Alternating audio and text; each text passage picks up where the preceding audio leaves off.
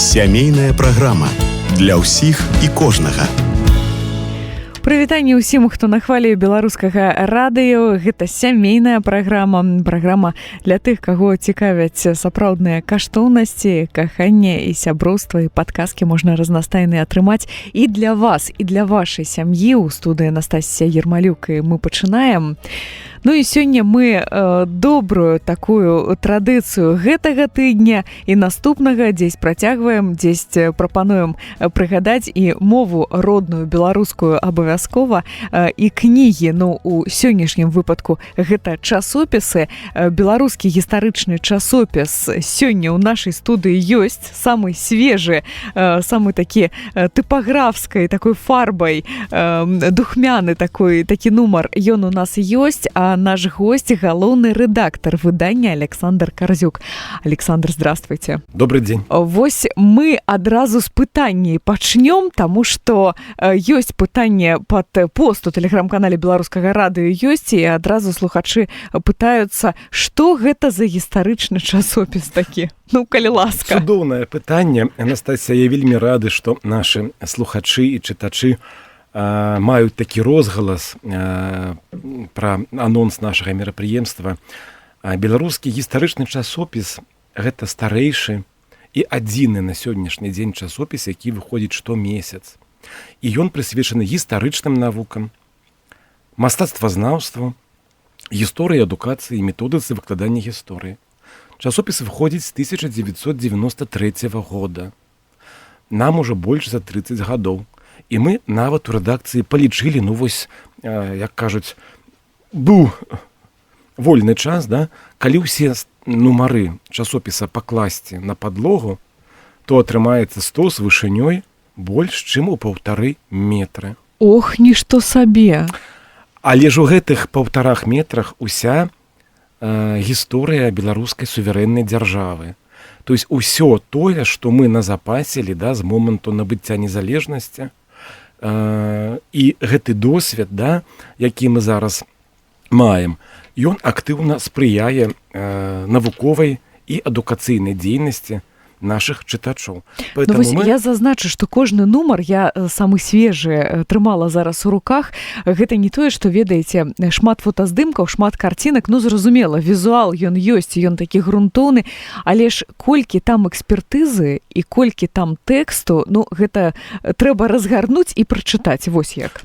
Я з вами абсалютна згодны, тым больш вы як чытач перагледзелі нумар, да? Мы як рэдактары, якія працуюць з гэтымі тэкстамі, з вами абсалютна згодныя. Справа ў тым, што нашы аўтары гэта дактары і кандыдаты навук. Гэта лепшыя аспіранты, гэта пераможцы прэміі прэзідэнта у галіне адукацыйных ведаў. І таму наша самая галоўная задача – гэта праца з тэкстам. Вы правы, візуал, ён кіткі. Ну, зразумела, чытач, ён усё ж такі на нешта і паглядзець хоча. Візуал, ён кіткі, але няма візуала без тэксту. Наша самая галоўная задача – гэта тэкст. І разумееце, за што нам не сорамна? Нам не сорамна за тое, у гэтым часопісе нам не сорамна за тое, што пройдзе 10 год. Я бяру нумары, якім 20 год. Ніводны артыкул не састарэў.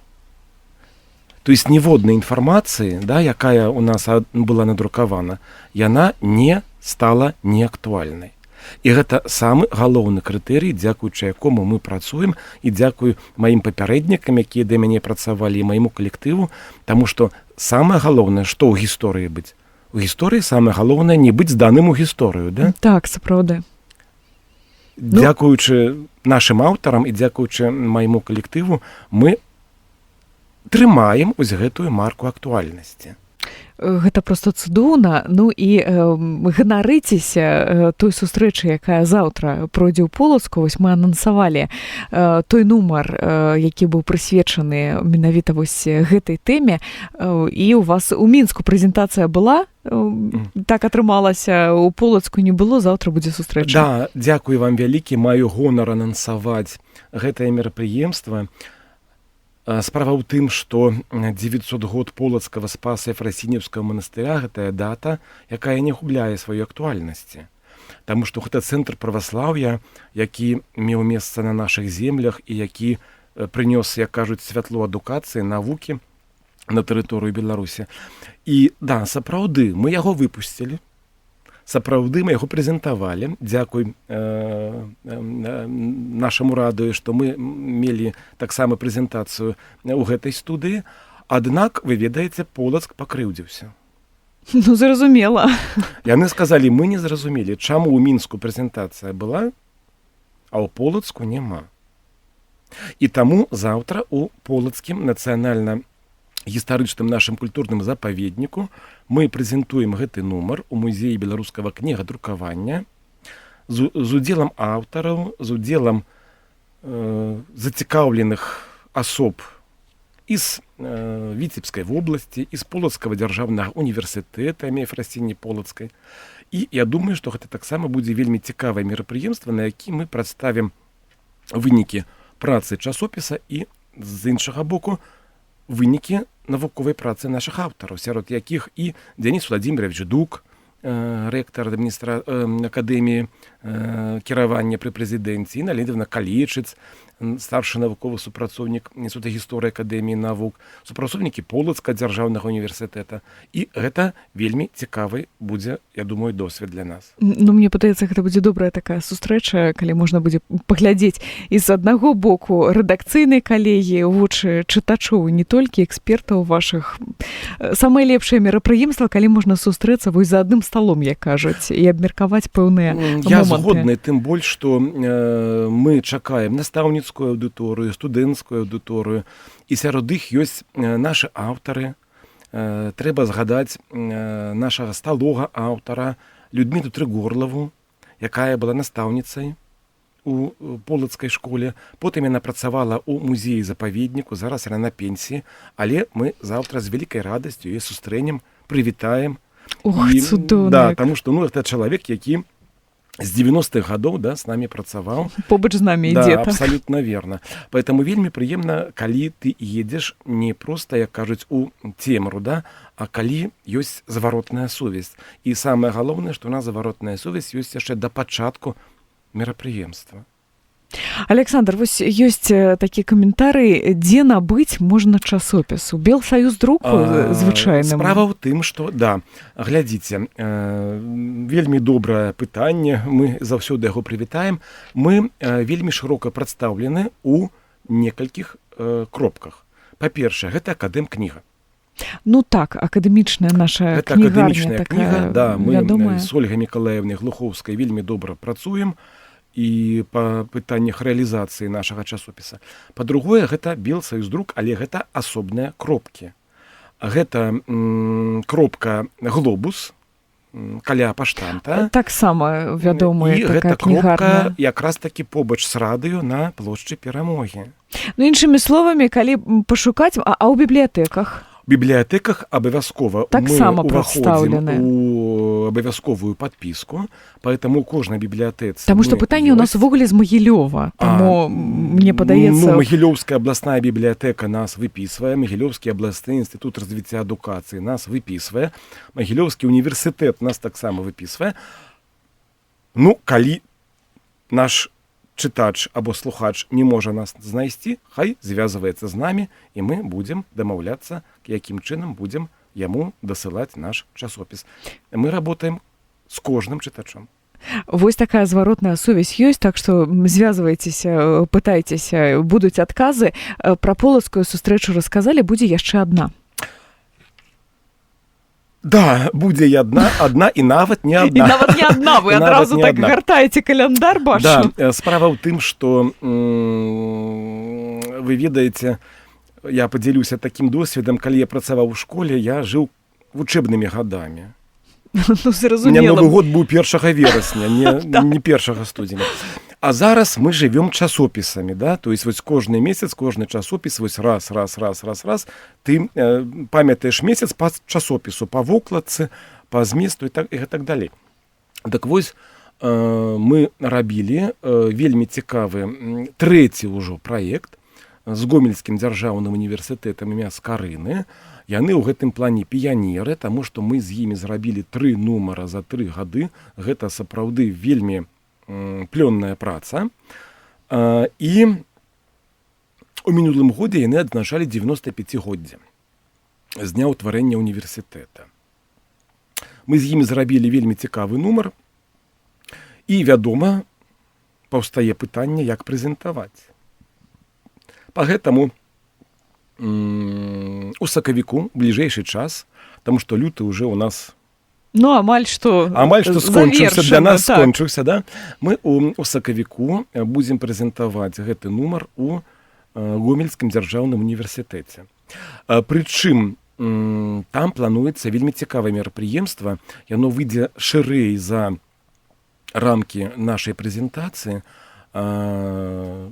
Гэта плануецца вялікая краязнаўчая канферэнцыя. Канферэнцыя па школьным, навуковым, грамадскім краязнаўстве. І мы вельмі зацікаўлены ў гэтым досведзе, таму што БГЧ заўсёды імкнуўся паказаць краязнаўства. Это тое, што робяць людзі, настаўнікі, асобныя нашы, як мы іх называем, падвижнікі, да, на месцах. Па гэтаму я думаю, што ў сакавіку будзе вельмі цікавае мерапрыемства, і, напэўна, гэта будзе, можа быць, тэмай асобнай размовы па выніках гэтага мерапрыемства. Калі ласка, вось нумар у нас самы свежы зараз знаходзіцца ў студыі. Прэзентуйце, раскажыце. Зразумела, ў 2 словах не атрымаецца, таму што я гартала там столькі гістарычнай экспертызы, што ў 2 словах не атрымаецца, але тым не менш. Першы нумар, які мы атрымалі, як вы правільна сказалі, ён нават яшчэ вось гэтай фарбай адчуваецца гэты пах. У першым нумары шэраг вельмі цікавых артыкулаў. Калі іх зблакаваць, то блок першы. Гэта нашы імёны, вядомыя і невядомыя, як мы іх называем. Гэта матэрыялы пра беларускага, літоўскага, польскага, расійскага мастака Вінцэнта Дмахоўскага і выкладчыка горадскага сельскагаспадарчага інстытута, як ён тады называўся, да, Георгія Петроўскага, які зроблены па матэрыялах расійскіх архіваў. Другі блок – гэта штучны інтэлект. Вось ён паўсюль, гэты штучны інтэлект. І ў гісторыі таксама. Справа ў тым, што штучны інтэлект вельмі хутка укараняецца ў наша жыццё, і, вядома, мы не можам стаяць, як кажуць, не ў кантэксце гэтага пытання. У баку не застаемся. У баку мы не застаемся. Па гэтаму 2 артыкулы вельмі цікавыя, якія звязаныя з чым? Перавагі і абмежаванні. Бо зараз наша задача казаць не столькі пра перавагі штучнага інтэлекта, колькі пра яго абмежаванне. Таму што ўсё роўна наш натуральны інтэлект, ён больш каштоўны для нас, чым штучны. Больш каштоўны, да. І вельмі цікавы блок звязаны з гісторыяй культуры. Наш сталы аўтар, заслужаны дзеяч культуры Беларусі Галіна Нячаева, супрацоўнік Веткаўскага музея стараабрадніцтва беларускіх традыцый, вельмі цікава апісвае рэстаўрацыю і атрыбуцыю іконы, якую яны выпадкова атрымалі ў ходзе экспедыцыі 1988 года, якая праляжала фактычна 30 гадоў у фондах музея, і зараз яна пасля рэстаўрацыі радуе сваіх прыхільнікаў, да, экскурсантаў музея. Вось вельмі цікавы артыкул пра тое, як яны яе рэстаўравалі і атрыбувалі. Па гэтаму я зацікаўленая ж асоба, да? Але ж тым не менш, я думаю, што кожны чытач, які нас зараз слухае, і кожны слухач нашай праграмы, знойдзе для сябе нешта сваё ў нашым часопісе. Пагэтаму, калі ласка, далучайцеся. Ну і вокладка у вас такая яркая, нягледзячы на тое, што нумар першы, ўсё ж такі вось такія зімовыя святы, і я б казала, мне падаецца, развітальна-зімовыя святы там на вокладцы, гэта музей народнай гісторыі побыту, так, калі не памыляюся? Вы абсалютна правы. Вокладка — гэта асаблівая гісторыя, бо акрамя тэксту я магу сказаць, што не менш часу, чым на тэкст, у нас уходзіць на вокладку. Што паказаць, што вынесці, як адлюстраваць змест часопіса. І вось таму на вокладцы нумара першага у нас, вядома, зімовыя забавы, яны так і называюцца, зімовыя забавы з Беларускага дзяржаўнага музея народнай архітэктуры і быту, з якім мы вельмі добра і плённа на працягу колькі год супрацоўнічаем. Ну і сапраўды, да, тут вы правы, тут крышку развітання, таму што, ну, я думаю, што нам усім уже хочацца развітацца з гэтай зімой. Ой, хочацца, вельмі хочацца. З гэтым снегам, з гэтым марозам. Вось, таму тут крышку вось гэтых развітальных мерапрыемстваў. Ну і, адпаведна, гэта пэўны намёк на тое, каб нашы чытачы таксама завіталі ў гэты музей, які ладзіць вельмі добрыя праграмы, і у них прынялі ўдзел і таксама паспрабавалі хутчэй развітацца з зімой. Ну вось калі казалі такую фразу, што жывяце ад нумара да нумара, вось так месяцы у нас і ладзяцца. Першы нумар года ён у нас ёсць, дзякую Богу. Наступны, у якой зараз фазе знаходзіцца? Наш другі нумар знаходзіцца ў вельмі актыўнай фазе. Фактычна ён ужо на выхадзе. Самае галоўнае, гатова вокладка.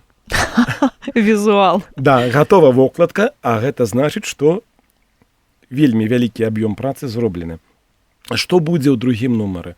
У другім нумары мы, па-першае, даем дастаткова вялікі блок методыкі выкладання гісторыі, таму што нашы настаўнікі іншы раз крыўдзяцца, да, што мы даём навуку, да, а вось не даём методыку. Поэтому будзе такі дастаткова значны для метадычны блок. Да, так. для настаўнікаў. Па-другое, там будуць артыкулы, якія зноў-такі вызначаюць новыя падыходы да сацыяльнай гісторыі, да эканамічнай гісторыі, да палітычнай гісторыі Беларусі. І я думаю, што гэта будзе таксама нашым чытачам цікава, бо зноў-такі тыя матэрыялы, якія мы друкуем, большасць з іх яна уводзіцца ў навуковы абарот упершыню. То есть гэта архіўныя матэрыялы, гэта музейныя матэрыялы. Вельмі цікавы будзе матэрыял нашай расійскай калегі, доктара навук Ольгі Юр'евны Страловай, з такой цікавай назвай «Па гораду сланы хадзілі». Справа ў тым, што ў 1909 годзе у горадзе Владзіміры уцёк слон з цырка. І ён, ну, як кажуць, бегаў па горадзе. І вось з гэтага цікавага выпадку нашы расійскія калегі, Ольга Юр'евна і яе калега з Владзімірскага воласнога інстытута развіцця адукацыі, зрабілі вучэбны матэрыял, зрабілі кейс для школьнікаў. Так, цікава. Іншымі словамі, у наступным нумары шмат ёсць для настаўнікаў, як цікава выкладаць прадмет, так, у школе. Магчыма, для вучняў таксама штось будзе нейкая такая папулярная гісторыя. Вось такая гаворка, у нас такая прэзентацыя атрымалася сёння у нашай студыі, у сямейнай праграме. Я нагадаю, што госць наш сённяшні галоўны рэдактар беларускага гістарычнага часопіса Александр Карзюк. Паўтор праграмы сёння ў 16:10, но мне час развітацца. Шчасліва. Сямейная праграма для ўсіх і кожнага.